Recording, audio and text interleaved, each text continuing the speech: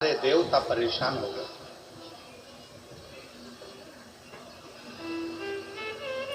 सारे देवता परेशान हो गए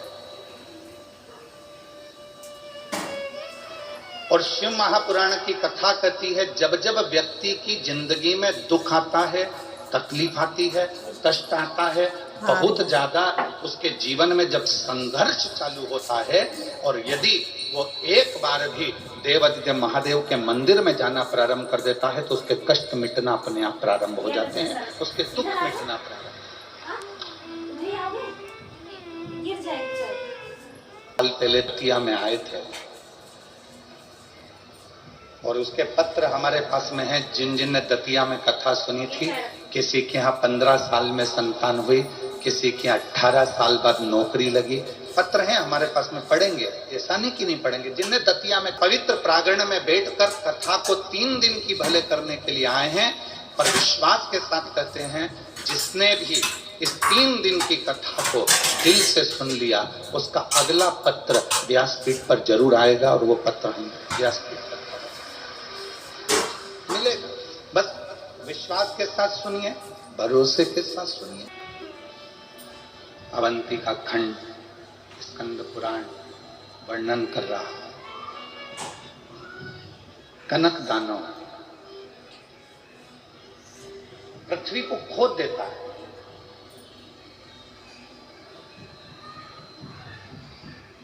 शिव महापुराण की कथा कहती है,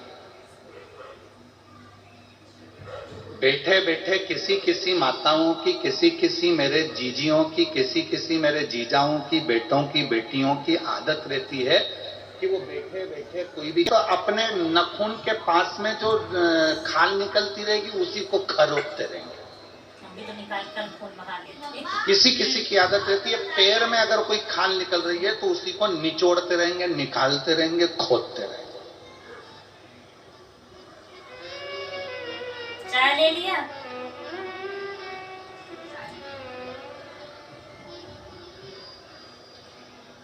और शिव महापुराण की कथा कहती है यह अच्छी बात नहीं है।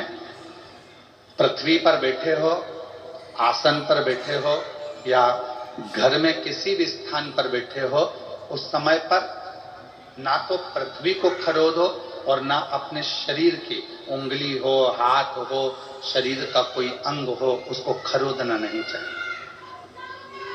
इससे 2 चीजें आती हैं, एक कर्जा भी बढ़ता है, दूसरी दरिद्रता बढ़ती है।